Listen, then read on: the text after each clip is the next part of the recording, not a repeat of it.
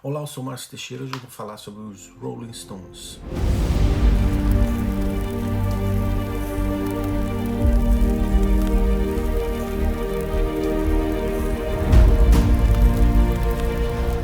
Eles venderam milhões de discos, lotaram estádios, atravessaram gerações, influenciaram cultura, moda e política. Mas os Rolling Stones não são apenas uma banda de rock. Eles são uma encarnação simbólica da rebelião espiritual da modernidade. Sua trajetória, do nome ao símbolo, das letras aos palcos, carrega uma narrativa profunda, um evangelho alternativo, invertido, que prega a autonomia do homem, a libertação da carne e a rejeição de qualquer fundamento absoluto. Os Stones escolheram o lado da provocação, da rebeldia, do misticismo e do caos. Os membros centrais, Mick Jagger, Keith Richards, Charlie Watts e Brian Jones. É absolutamente imperativo eu mergulhar no contexto de mundo que construiu o pano de fundo cultural que mudou o ambiente da época e foi crucial para o surgimento dessa banda. Isso ajuda a compreensão de um contexto geral nesse vídeo. Em primeiro lugar, eu não estou interessado em falar mal da banda ou da música deles. Isso seria uma grande imbecilidade da minha parte. Mas o ponto é te mostrar com evidências incontestáveis o que eu falo profundamente no meu livro Música e Mistério sobre o mundo espiritual na música e como isso impacta na sua vida. Mas faz o seguinte, lê só o e-book gratuito. Não precisa comprar se você não quiser, mas leia só os 2 primeiros capítulos gratuitamente, que isso vai te ilustrar o que eu quero dizer. O link está aí na tela e o QR Code também se você estiver assistindo na televisão. Mas o que era o mundo na época antes dos Stones? O que acontecia na Inglaterra, na Europa? Bom, a Inglaterra do pós-guerra ainda se definia oficialmente como cristã. Os monarcas juravam proteger a igreja da Inglaterra. O ensino religioso era obrigatório nas escolas públicas, mas 3 ondas sucessivas foram abrindo fendas por onde o ocultismo acabou ressurgindo em uma segunda explosão europeia que culminou nos anos de 1960 e transbordou para a cultura pop. E como essas chamadas ondas sucessivas começaram? O que foi, na verdade, isso, né? É muito importante a gente entender. Primeiro, a semente vitoriana. No final do século XIX existia uma profunda inquietação da sociedade contra a ideia do cientificismo que governava a mentalidade britânica. Imagine uma época em que o trem a vapor, a lâmpada elétrica e a teoria da evolução pareciam milagres diários. Bom, muita gente concluiu, se a ciência explica locomotivas e a origem das espécies, a ciência então pode explicar tudo, como por exemplo, moral, política e fé. Esse entusiasmo absoluto pela ciência recebeu o nome de cientificismo. Ponto-chave dessa mentalidade era que só o que pode ser medido e testado merece confiança. O resto, como por exemplo religião, arte, metafísica, seria superstição ou um mero passatempo. E por que isso explodiu naquela época? Em 1859, Darwin, com a sua teoria, mostrou evolução sem intervenção divina. As fábricas e a eletricidade provaram, na prática, que fórmulas viram progresso rápido. E a consequência imediata foi que filósofos como, por exemplo, Herbert Spencer aplicaram um conceito darwiniano de sobrevivência do mais apto à sociedade, justificando outras ideias como imperialismo e eugenia. Imperialismo é a política em que um país poderoso estende o seu controle econômico, político ou militar sobre regiões estrangeiras para explorar recursos, abrir mercados ou afirmar prestígio. E isso a Inglaterra sempre foi uma mestra nisso. Eugenia é a crença de que a humanidade pode e deve melhorar, selecionando quem pode ter filhos. Inspirada em leituras distorcidas do darwinismo, a eugenia propunha incentivar a reprodução de pessoas consideradas saudáveis ou superiores e impedir a reprodução de grupos vistos como inferiores por meio de leis de esterilização, proibição de casamento e, no extremo, políticas racistas. Nesse contexto da época, muitos sentiram um vazio espiritual profundo e passaram a buscar alternativas espirituais místicas, teosofia, espiritismo, ocultismo e embora em busca de um preenchimento da alma, ou mesmo de resposta para questões profundas existenciais. Foi nesse momento que houve uma intensa inquietação social que levou os intelectuais da época a buscar o que eles chamaram de uma ciência espiritual, que funcionaria como um antídoto espiritual que não coubesse nos púlpitos oficiais, ou seja, negando o contexto cristão pregado pela Bíblia, eles procuravam alternativas de resposta para questões sociais e espirituais da época. Uma grande precursora intelectual da época foi a senhora Helena Blavatsky, que em 1875 fundou a Sociedade Teosófica e pregou uma sabedoria antiga universal, mesclando misticismo hindu-budista e evolução kármica para contestar o darwinismo social. 13 anos depois, em 1888, nasceu a Hermetic Order of Golden Dawn, cujos rituais cabalísticos atraíram figuras como Yeats, considerado um dos maiores poetas do século XX. E depois, a Golden Dawn evangelizou ninguém mais, ninguém menos de quem? Alex Crowley. Eu já fiz um vídeo dele nessa série e o link eu vou deixar no descritivo desse vídeo para quem quiser conhecer esse trabalho desse homem, né? A Golden Dawn ensinava que símbolos, cores e sons podiam manipular forças espirituais sutis. Um vocabulário que seria reciclado pela contracultura cerca de 70 anos depois. E a Golden Dawn abriu suas portas em Londres, oferecendo rituais cabalísticos ocidentais como uma via de autotransformação. Juntas, a teosofia de Blavatsky e a Golden Dawn de Crowley canalizaram a inquietação contra o imperialismo materialista e a eugenia pseudocientífica, propondo que a verdadeira evolução fosse espiritual, não racial, e assim lançaram as bases do grande renascimento ocultista que chegaria ao século XX e, por que não dizer, ao século XXI. A fagulha entre guerras. Embora Crowley fosse execrado em tabloides como o Daily Express, ele ganhou o status de o homem mais perverso do mundo, transformando o ocultismo em espetáculo para leitores que continuavam a batizar os seus filhos na igreja.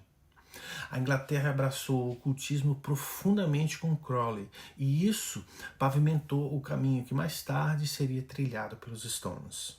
Em 1951, uma antiga lei foi revogada, que foi crucial para a disseminação do ocultismo na Inglaterra.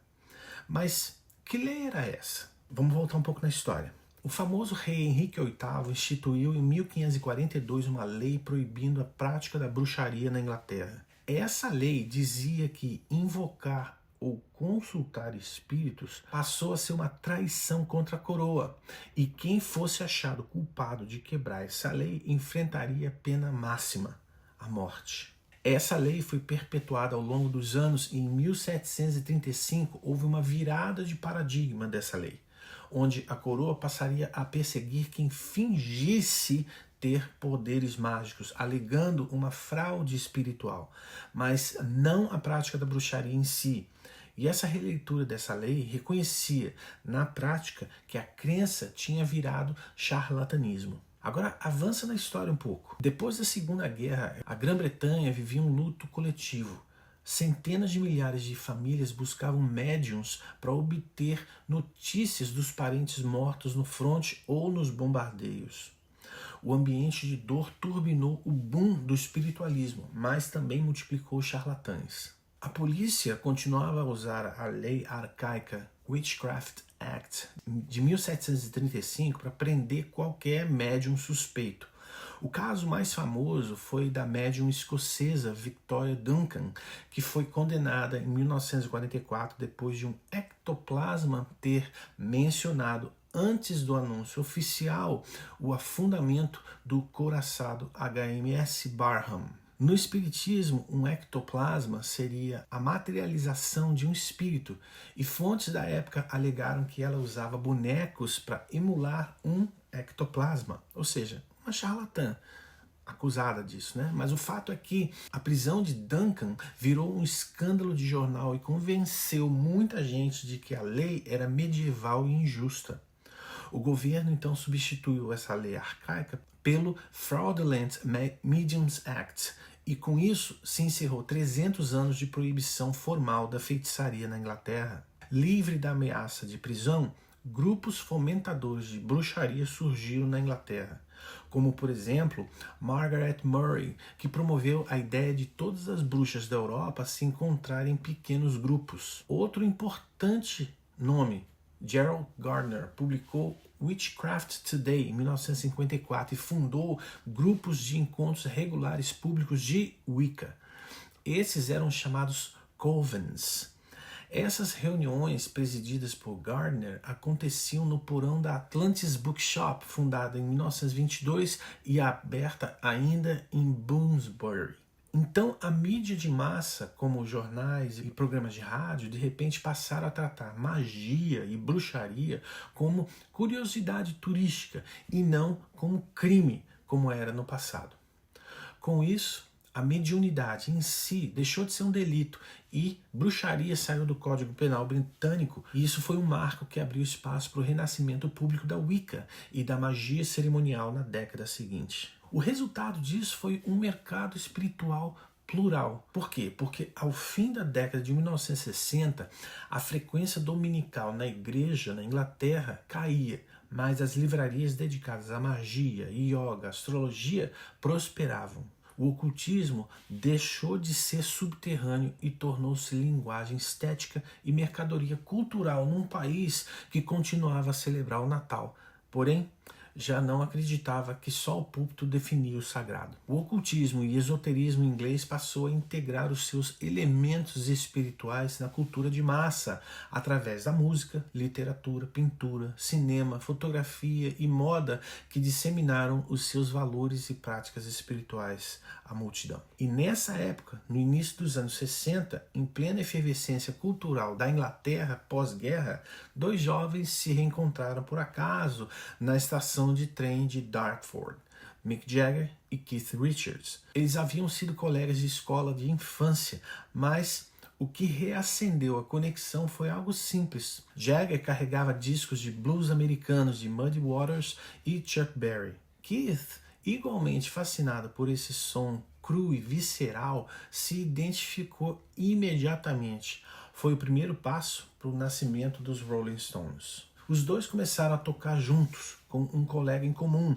Dick Taylor, e logo conheceram Brian Jones, um talentoso e enigmático guitarrista que já organizava jams em Londres sob o nome artístico Elmo Lewis. Juntos com o pianista Ian Stewart, formaram o embrião da banda. Eu sempre explico nos meus vídeos, para você entender que o mundo espiritual na música, você precisa entender a fonte de inspiração de onde saíram essas músicas, o coração do artista, o contexto, a história, e, enfim, tudo isso vai descortinar a fonte de inspiração que é o ambiente espiritual. E é muito interessante você perceber de onde vem o nome da banda. O nome Rolling Stones foi dado pelo guitarrista Brian Jones, inspirado num músico de blues chamado Muddy Waters. Nome bem sugestivo, esse que significa águas enlameadas. E a música de Muddy Waters que inspirou o nome Rolling Stones é Rolling Stone, que carrega em si um espírito errante, triste, de marginalidade existencial e abandono, que ressoaria profundamente com a geração dos anos 60 e, ironicamente, com os próprios caminhos espirituais na música dos Stones. Na letra dessa música, a mãe do compositor profetiza que o filho será uma pedra que rola, um Rolling Stone, ou seja, alguém que nunca vai parar, nunca vai firmar raízes, alguém condenado à errância. Interessante paralelo com Caim, filho de Adão, que após matar o seu irmão virou as costas para Deus e que passou a ser um errante sobre a terra. Goste você ou não, é inequívoco que o batismo do nome é exatamente tudo que os Stones sempre representaram na sua música, na sua estética e na sua comunicação com a audiência. O ponto de virada aconteceu quando o jovem empresário Andrew Oldham entrou em cena. Ele viu nos Stones uma grande chance de romper com a imagem limpa dos Beatles e posicionar a nova banda como um lado sombrio do rock britânico. Foi esse empresário quem definiu a estratégia. Enquanto os Beatles usavam ternos, os Stones usariam jaquetas de couro. Enquanto os Beatles cantavam sobre amor e esperança, os Stones falariam sobre desejo, cinismo e frustração. Mas o salto global veio com a primeira turnê pelos Estados Unidos também em 1964. No início, os americanos resistiram a estética suja, o visual de delinquente juvenil, a arrogância no palco contrastavam com os Beatles, que já haviam dominado o mercado. Só que tudo mudou com o lançamento de I Can't Get No Satisfaction em junho de 1965. Essa música foi um terremoto cultural, tornando-se o primeiro hit número 1 dos Stones nos Estados Unidos. E o impacto foi absolutamente imediato. Milhões de cópias vendidas, rádios em looping e histeria nas ruas. A banda havia se transformado em fenômeno planetário. Em menos de 2 anos deixaram de ser a banda de bar e se tornaram ícones de um movimento que rejeitava a tradição, autoridade e moralidade cristã. Satisfaction se torna um manifesto geracional, uma confissão pública de frustração que ecoa profundamente a crise de identidade e o vazio espiritual da juventude ocidental na década de 60. A canção não apenas consolidou os Stones como ícones da rebeldia global, ela personifica a alma inquieta de uma cultura saturada de consumo, erotismo e propaganda mais sedenta de propósito. E qual o significado dessa música, na verdade? A letra de Satisfaction é narrada por um jovem que busca prazer, identidade e significado, mas é constantemente frustrado. A repetição do verso I can get no satisfaction, and I try, and I try, and I try, and I try, não é só um refrão, é um mantra de desespero contemporâneo. A insistência quase infantil da frase denuncia uma angústia adulta profunda, a de quem tem liberdade, mas não encontra sentido, de quem tem estímulo, mas não tem descanso.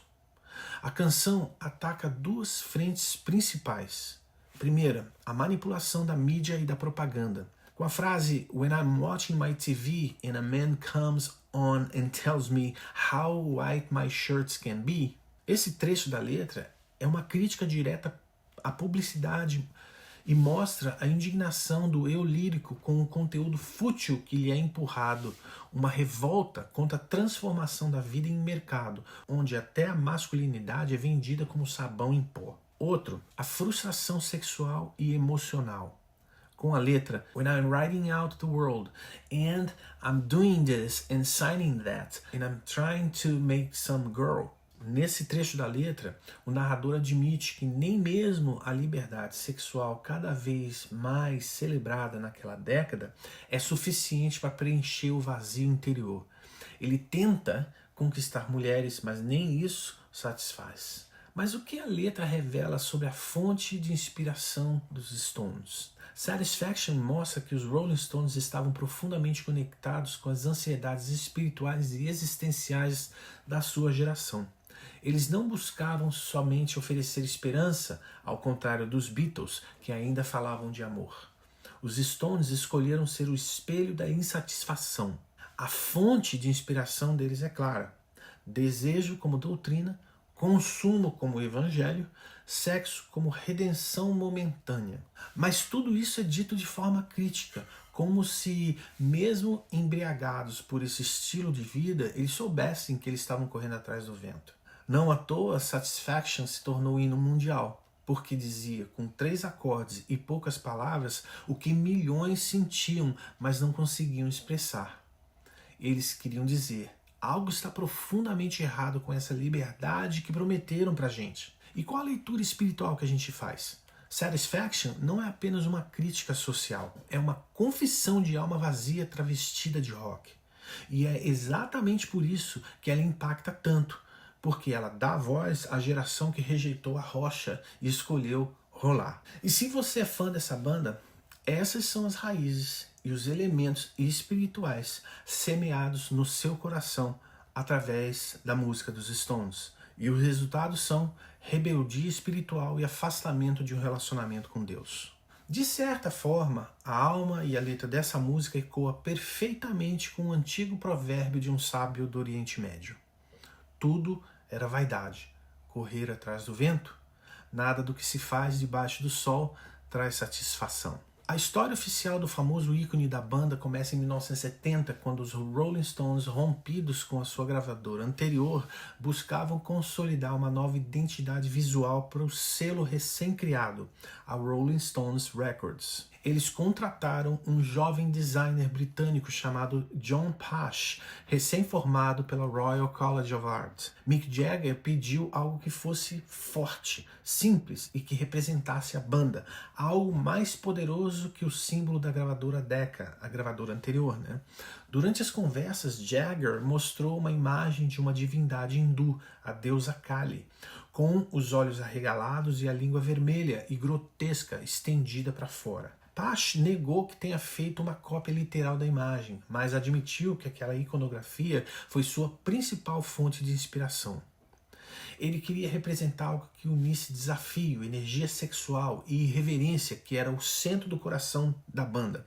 E poucos símbolos fazem isso de forma tão direta quanto uma boca com a língua exposta. A primeira versão foi feita à mão, em preto e branco.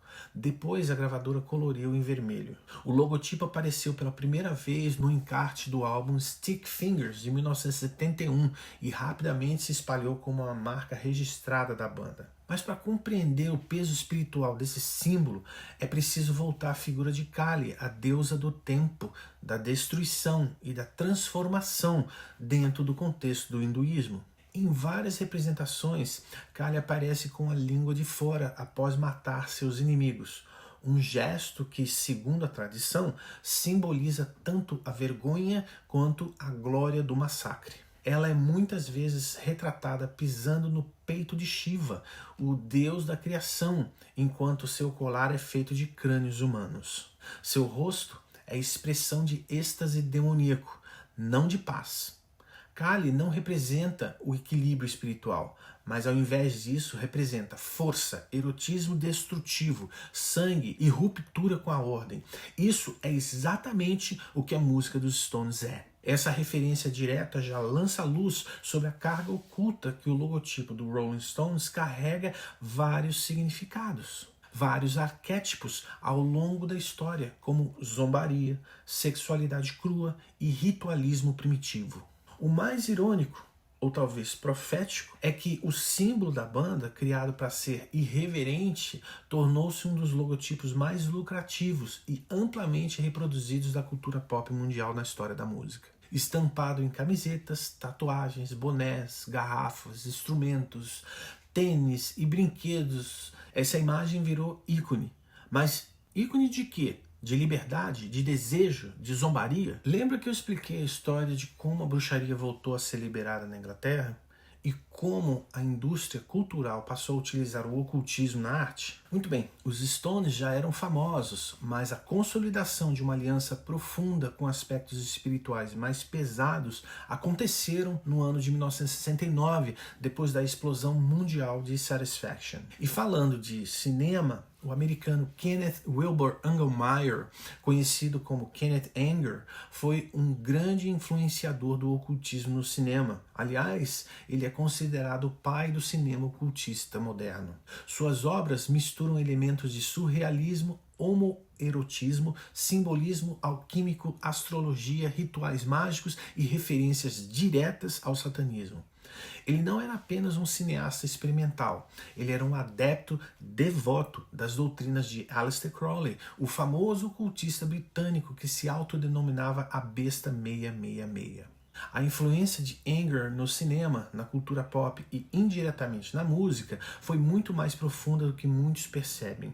Seu filme mais famoso, Invocation of My Demon Brother, de 69, é um curta-metragem de 11 minutos carregado de imagens perturbadoras, símbolos alquímicos, montagens agressivas, feitiçaria explícita e referências diretas a Telema, a filosofia luciferiana de Crowley. Nesse filme, participaram figuras centrais do ocultismo do século XX.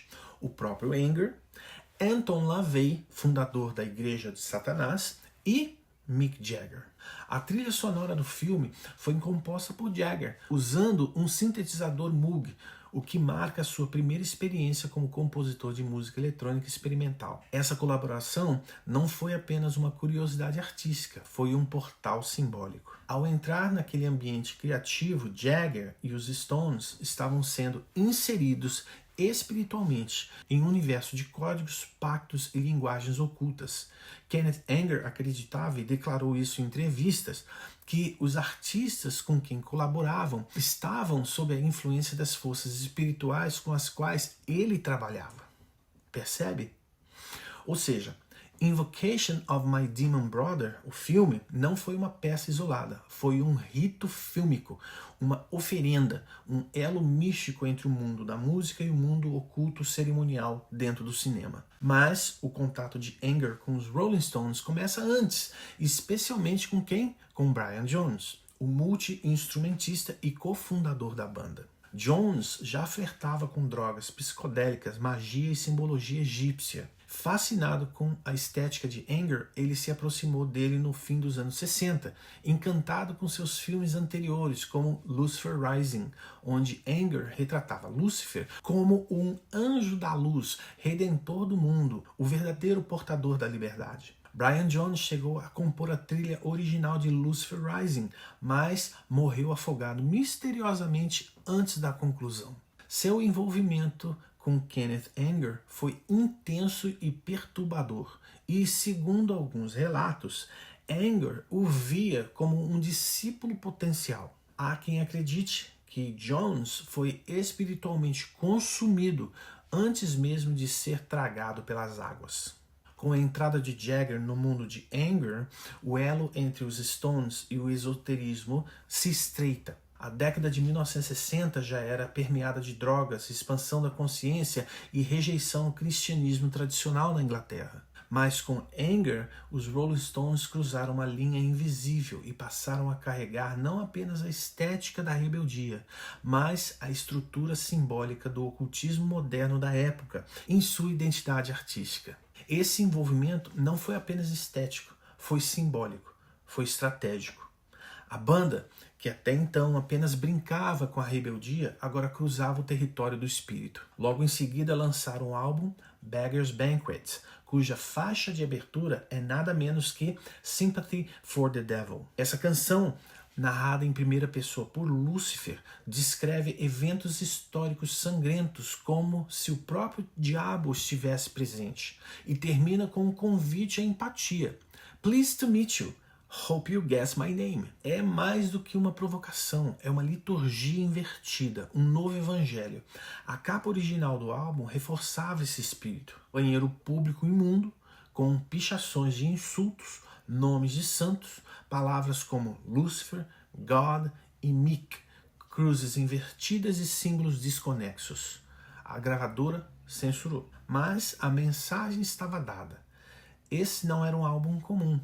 Era um banquete profano, um culto sonoro onde o anfitrião não era Deus, mas o seu adversário, o diabo. O contato com Kenneth Anger não foi apenas um detalhe biográfico, foi o ponto em que os Rolling Stones deixaram de ser apenas músicos. Eles tornaram-se figuras espirituais, intérpretes de uma narrativa oculta com a bênção do ocultismo moderno. Passaram a pregar, não com púlpitos, mas com palcos lotados e multidões gritando versos que exaltavam justamente aquele que a Bíblia chama de o pai da mentira, o diabo. Esse encontro do cinema oculto com os Rolling Stones marcou uma inflexão espiritual na banda, uma contaminação estética e simbólica que os conectou diretamente às raízes mais profundas do esoterismo moderno da época.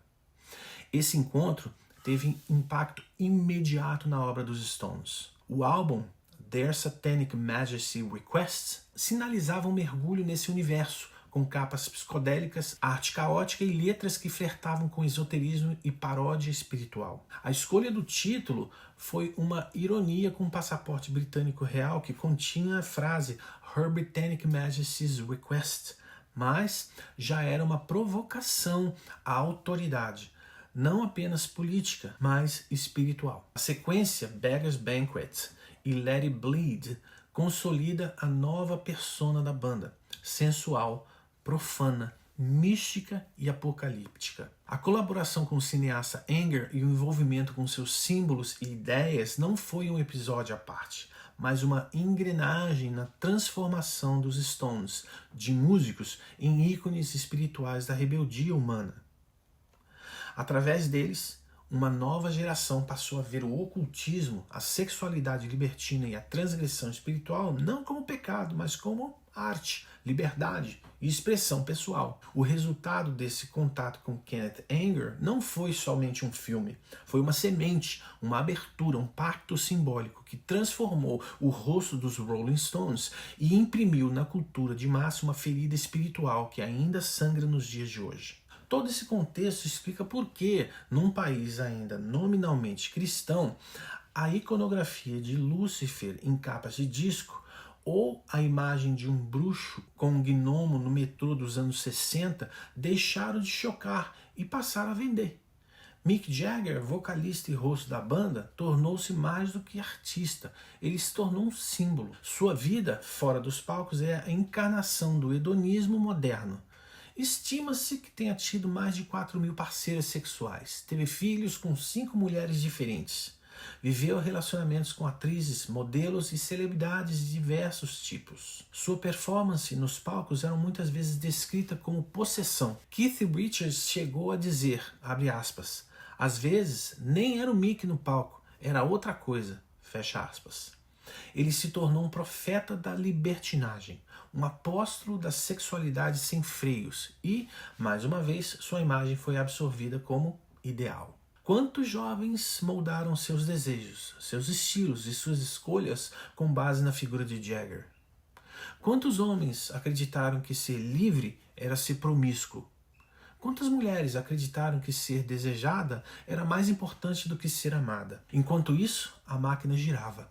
Os Stones venderam mais de 250 milhões de discos no mundo, realizaram mais de 50 turnês globais, ganharam centenas de milhões em merchandising, tornaram-se uma instituição, um império, um altar moderno onde multidões oferecem sua atenção, sua devoção e sua identidade em troca de cartaz, barulho e promessas que não se cumprem através das letras das músicas. Em Mateus 4, 8, 9, nós lemos o pacto que o diabo ofereceu a Jesus. Novamente, o transportou o diabo a um monte muito alto e mostrou-lhe todos os reinos do mundo e a glória deles. E disse-lhe, tudo isso te darei se prostrado me adorares. Jesus disse não a essa oferta, a esse pacto. Mas será que os Stones disseram não também? Porque muitos dizem que toda essa história nada mais foi do que uma grande jogada de marketing estratégico. E se você foi ingênuo o suficiente para acreditar nisso, muito provavelmente a sua mente e o seu coração estão alinhados com tudo o que os Stones sempre pregou em suas músicas. Rebeldia e uma mentalidade anticristo. Mas o que realmente os Stones pregaram ao longo das décadas através das músicas? Que mensagem eles propagaram com tanta força e sedução?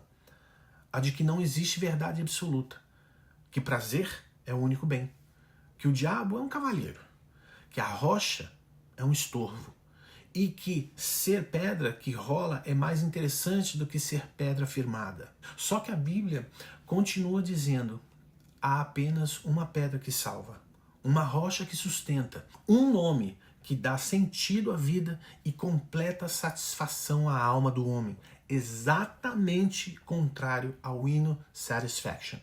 Jesus Cristo é essa rocha. Ele não é fluido, ele não rola, ele não se adapta, ele permanece. Ele é escândalo para os que tropeçam e o rejeitam, mas alicerce para os que confiam. Os Rolling Stones são uma metáfora viva do mundo moderno. Errantes, barulhentos, sedutores, irreverentes, brilhantes e profundamente vazios. Eles são a música do desvio, o som do descompasso, a poesia do orgulho espiritual. São as pedras que rolam a audiência para longe da eternidade com Deus. E você talvez é um deles. E por falar em pedra que rola, eu tenho que confessar uma coisa. Eu nunca fui um fã de Rolling Stones, mas quem não conhece a música principal deles, Satisfaction? Eu nunca tive um álbum dos Stones e não tenho absolutamente nenhuma música no meu playlist. E isso é apenas uma questão de gosto pessoal, nada mais. Mas aconteceu algo interessante comigo recentemente.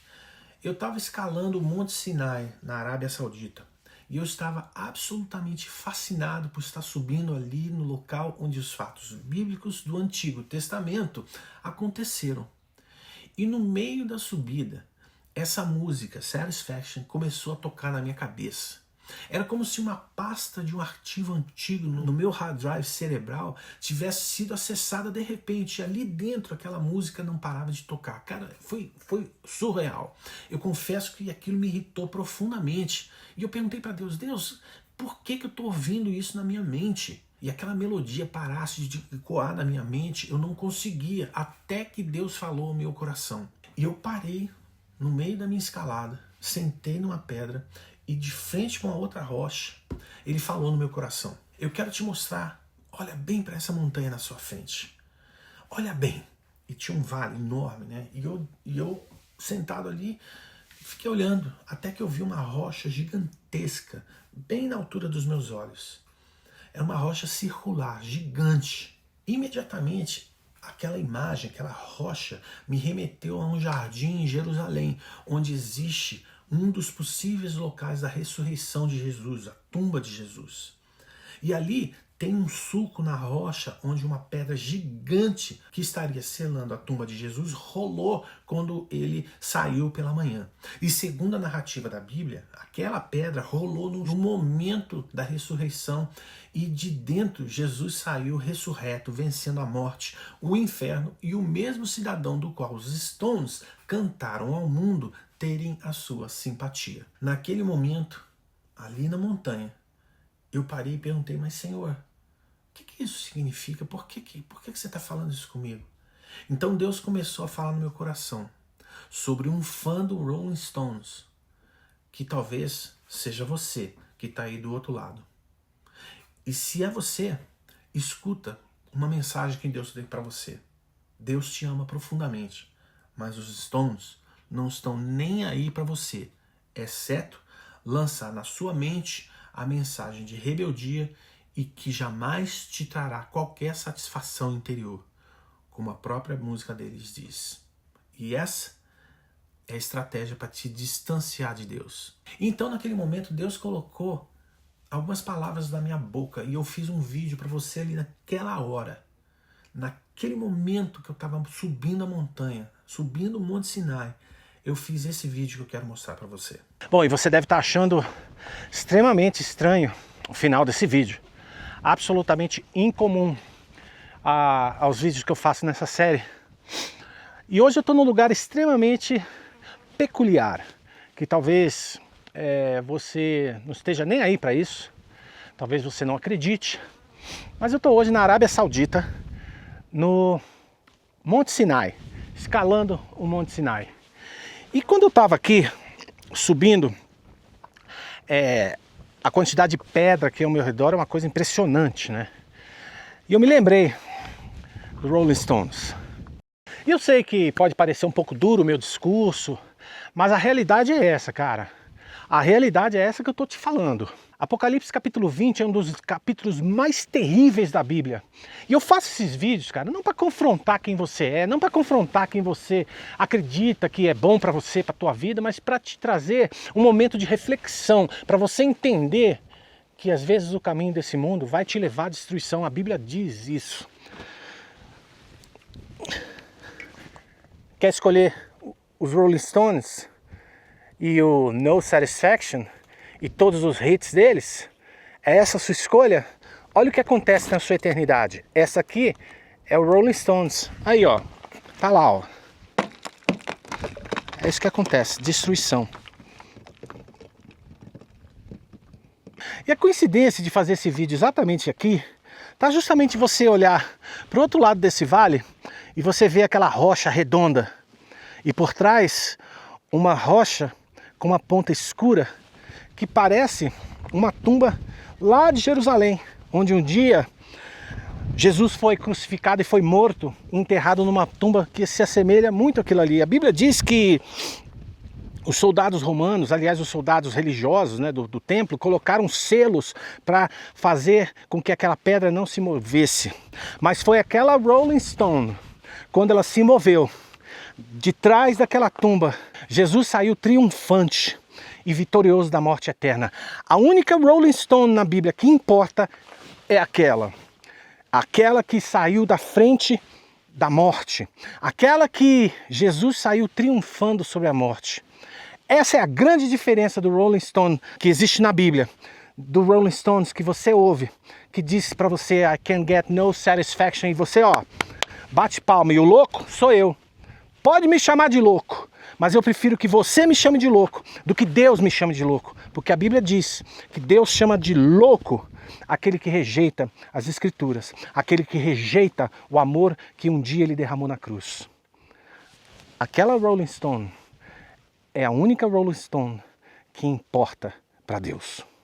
E todo som que sai de dentro, por trás daquela Rolling Stone, traz vida para você. O oposto do Rolling Stone, que vai te levar para a condenação eterna se você rejeitar a Cristo. E sabe o que é o pior? Você acha que isso aqui é uma brincadeira, né? Mas naquele dia, Deus vai te lembrar desse vídeo. E vai lembrar você, cara, houve uma chance na sua história e você deu risada e zombou. Naquele dia, não vai ter chance para você argumentar. Hoje é o tempo de você se encontrar com Cristo e fazer a escolha da pedra que rola do lado certo.